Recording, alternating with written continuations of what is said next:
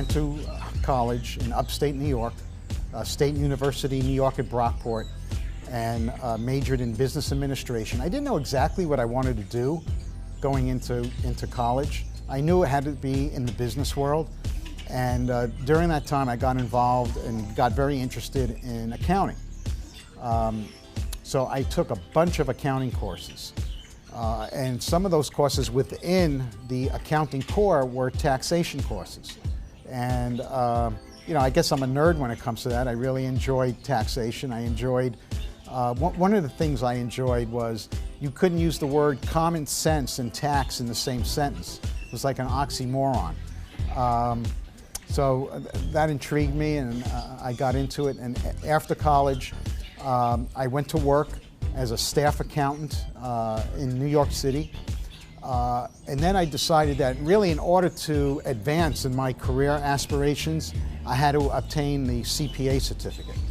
So I then studied for the CPA exam, passed the CPA exam, and that gave me a very good foundation in order to move myself up in the private sector. And I was in the private sector for about 18 years. I was started as staff accountant and worked my way up to Chief Financial Officer, Vice President of Finance for both large and small companies. Some were very privately owned, some were public. But I learned at an early age in these companies that in order to drive business, you had to market and advertise. I was always in the consumer products end of industry. And I learned that, I saw that if you didn't market or advertise your product or your service, your sales, your top line would either just stay constant or decrease over time. So again, my father was always in the retail business as well, and that also gave me a good foundation. Coupled with my accounting and CPA background, I opened a tax problem resolution firm to help people, because 15 years ago there was really no one doing this. If someone had a tax problem, if someone owed money to the IRS, they usually went to the person who prepared their taxes, or they went to a tax attorney. Now, most tax attorneys to this day aren't trained in collection work, which is the IRS division of work we do.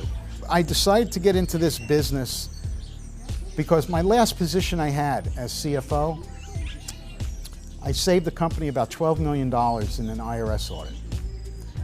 And I got a pat on the back, and they said, "Good job, Mike." And you know, that wasn't enough for me. That was definitely not enough for me. And then I started to study the market. I already made up my mind. I wanted to leave this company. I wanted to leave the private sector. I made up my mind that I did not want to work for anybody anymore. I wanted to control my own destiny. And I studied this market for almost a year and learned that, you know, 1 in 6 people have a tax problem. That's about 25 million people in this country. I learned that no one really held themselves out to do this kind of work, and only this kind of work. Most people that went to their tax preparer or tax attorney to fix this, they didn't know what to do, so they mucked it up even worse. So I studied the market. I bought a marketing. There was another accountant who put together a marketing manual for this niche, for tax problem resolution, and I bought that, and I think I paid $697 for it, and I did every single thing in the manual. I just put the blinders on and followed every single thing in the manual. One of the things was to run a 2x2-inch ad in your local newspaper that basically said, "Warning, do not call the IRS until you speak to us to get our free confidential report." So I put the ad in the paper with my phone number. At the time, I was unemployed because I had just left this company. And within 4 days of that ad running, I received 88 phone calls off of this ad. And I'm sitting on the couch next to my wife watching television, and I said, "You know what, Rosalind, I think we have a business here." And I said, "What should we call it?" And she came up with the name. She came up with the name Tax Resolution Services. And to this day, that's been the name of the company, and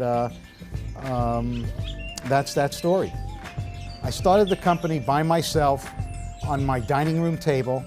The first client I worked from home. Then I decided to get some office space. I rented a 482 square foot office with one telephone and did advertising. I did some, what put me on the map was I bought some radio advertising. It's called remnant space.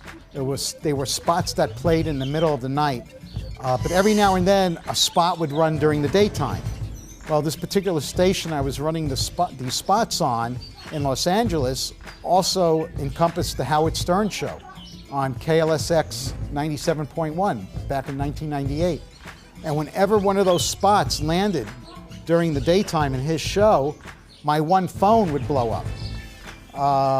And I started to get more business that way. And this was in 1998. So by 2003, I had 3 other employees, myself. We were in a little larger space, probably in about 1,200 square feet.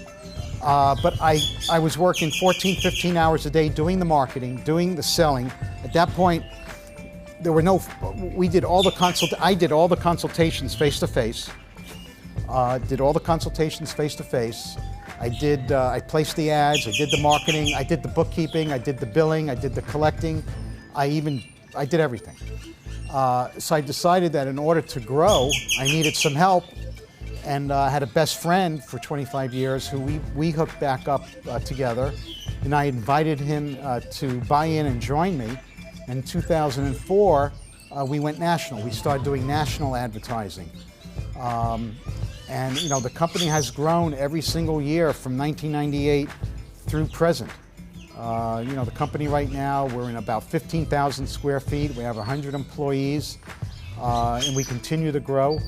The pace is a lot lower, but you know, we do a lot of training, a lot of educational seminars within the firm, make sure everyone's on the same page and knows the latest stuff.